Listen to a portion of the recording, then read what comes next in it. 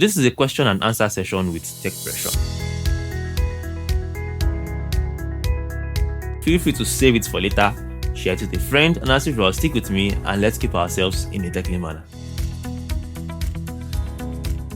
Honestly, my journey into content creation has been full of ups and downs.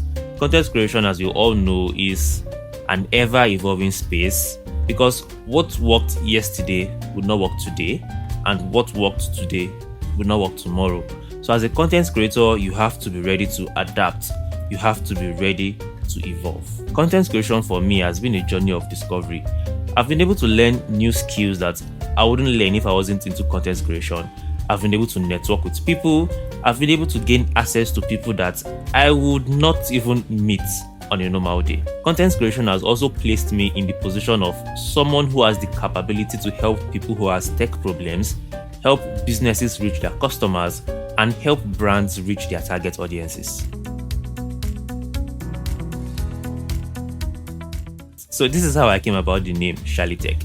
So initially, when I started my journey online, I started freelancing and I was a music producer. Yeah, I produced music. And then I came up with the name Shally Beats. Shally because my name is Shalom, and Beats because, of course, I produce music. So it was Shally Beats then. And as time went on, I ventured into other things. I started digital marketing. I started creating websites.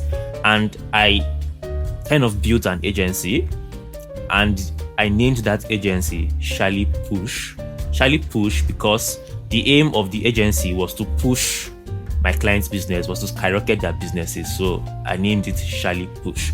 And then when I started content creation, tech content creation, it just made sense to make it Shallytech. So yeah, Shallytech. Shally because my name is Shalom, and tech, of course, because I create tech content.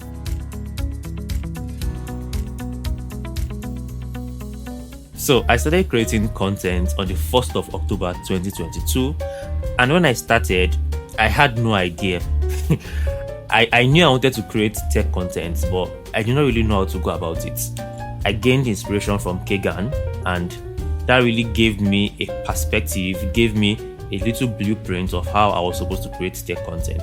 I started with my smartphone and a ring light, and I just started putting out content. Now, one thing about content creation is that you cannot just figure everything out at the beginning. You have to start before you start gaining clarity. So if you just sit back and start fantasizing and thinking that you want to start content creation, you just end up not starting. And to be sincere, it was not easy. Imagine spending time creating videos, posting these videos, and you end up getting 100 views, 200 views. I mean, it's so discouraging. But I continued, and by the grace of God, my numbers started increasing.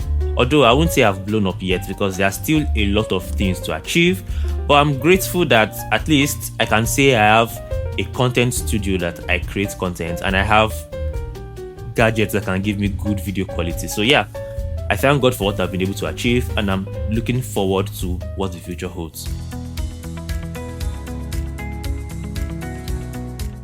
Okay, so as a tech enthusiast, it is kind of our job to find out what works and what doesn't work. I make review of tech products, and I try to find the edge that every product has over their competitors. Now, one thing that really stood out to me when it comes to Samsung phones is the design and the innovation. For example, I remember when I first started content creation, I got the Samsung S8. And while using this phone, I realized something. This phone was launched in 2017, and this phone has a Type-C port. Now, having a Type-C port in 2017 back then was already a huge thing. But there's something crazy about that phone. If you connect that smartphone to your TV, there's something called Samsung DeX. And that basically converts or transforms that phone into a mini PC. So when you connect that smartphone to your TV, it just looks as if you are now on a PC. You can even connect a mouse and a keyboard to that smartphone and have a large view on your TV. Even though right now iPhones now have Type-C ports, even if you connect that your iPhone 16 Pro Max to a TV, you will not have anything as close to that. The best you will get is screen mirroring. So I really love the innovation of Samsung. I love their design, and I also love the AI features on their smartphone.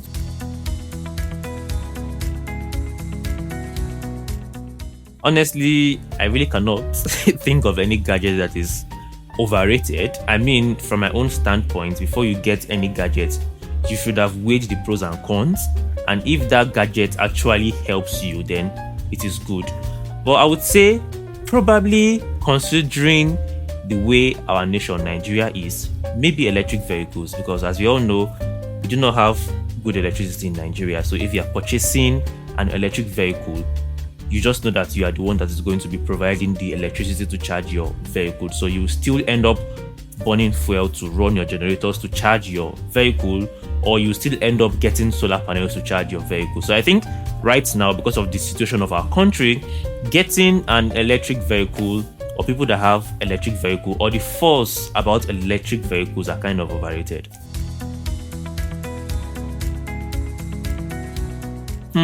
So if I was not into tech content creation, then I will most likely be into music, because I love music and I also play the saxophone. I would venture into videography and cinematography. Yeah, because I really love videography and cinematography. I still have plans to venture into videography and cinematography. So yeah.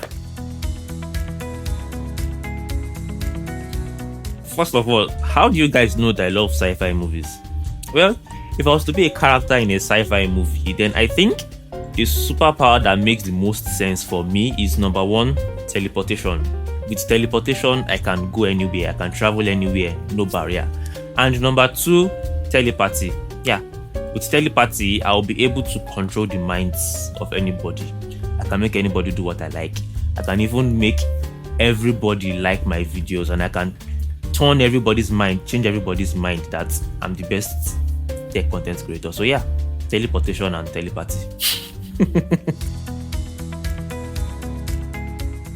That's a very tough question, because in 2024 the gap is really closing, and the difference between these two are kind of very slim.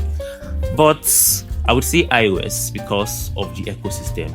I mean, I have an iPad, I have a MacBook, I have an Apple Watch, so it just makes sense to gravitate towards iOS. If I was to create a new invention or gadget, I think I would create an AI tool that can read my mind and edit my videos based on what I have in my mind, because there are times that I want to do something, I know this is the kind of edit I want to do, but either I don't have enough time or I don't have the skill set to actually pull that off. So I'll most likely create an AI tool that can edit my videos and make it look exactly the way I pictured it in my mind. If I had a $1 million tech budget, I think I would build a storage solution, because as a content creator, one of the problems that I face is storage issues. If you check my iPhone, storage full. If you check my MacBook, storage full. I mean, we create content almost every day, and over time, all this content eats into our space. So I think I'll create a storage solution that is scalable, something that has the perfect blend between affordability and performance. This storage solution will have the ability to automatically sort files with AI, and it will also have a way to kind of make collaboration between content creators easier. If you found this session insightful, feel free to save it for later, share it with a friend, and as usual, stick with me and let's keep ourselves in a technical manner. Cheers.